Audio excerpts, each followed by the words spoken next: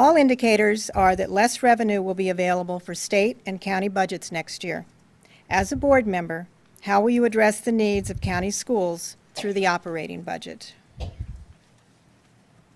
Mr. Meshkin?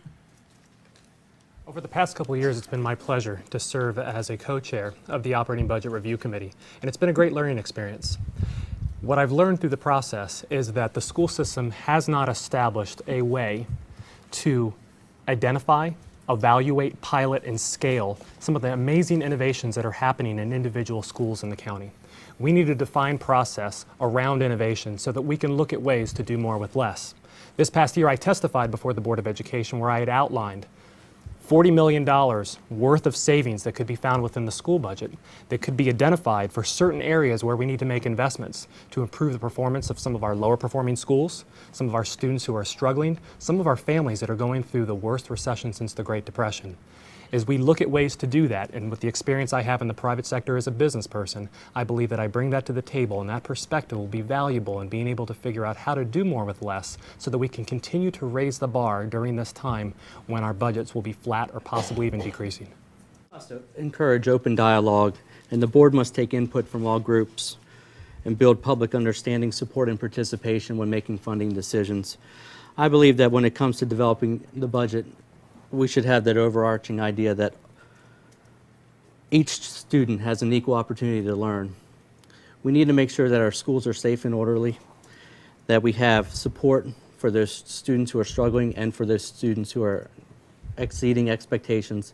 I also believe that we need to look at student achievement as the rationale for making funding decisions so that we can look at the return on the investment. What programs out there are costing the most money but producing the littlest gains in student achievements, and those programs should be considered cut for the budget. Thank you. Mr. Walker. Yes, as I spent 25 years in the business community.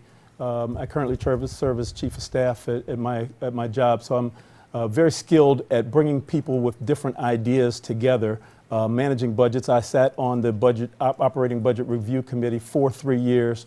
I think it's very important for us to look at programs, evaluate those programs based on what their original intent was, to see if those programs are meeting or on track to meeting those goals, and eliminate those programs that are not successful in favor of new and innovative programs. You know, you don't drive your car a long distance without gauging the gas to see if you have enough to make the trip. You know, as Ben Franklin once said, the only thing more expensive than education is ignorance. We cannot afford, in the affluence and the support of this county, we cannot afford to have any of our children not making the mark because of financial challenges. We've got to look for ways to be fiscally responsible and look at our programs that are in place first. Thank you. Mr. Aquino. First of all, as a general rule, keep cuts out of the classroom. Make sure that just because money may be tight doesn't mean our children aren't entitled to a high quality education. I have also served in the Operating Budget Committee, and in fact served on the initial committee and co-chaired the committee the following year. The system is already doing things to save money. We do so every year. The past two budgets have been relatively flat. Every year we seem to eke out additional savings, not insignificant savings, into the millions of dollars.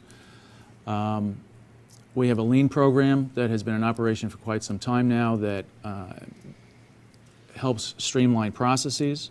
We've, as far as operating budget is concerned, we've benefit energy savings due to changes that we've made in the schools and joining an energy co-op. All of our capital programs have a factor in them that deals with decreases in the operating budget to make the schools more efficient to operate. Thank you.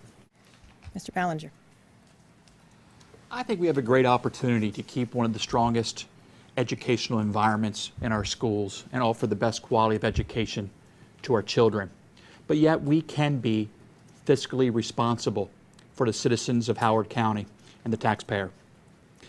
I feel very strongly that we can ensure that every teacher receives the salary and the benefits they need, that we can ensure that part-time teachers are able to handle the health care benefits. We also can look inside and really run a budget as we run the budget of our household.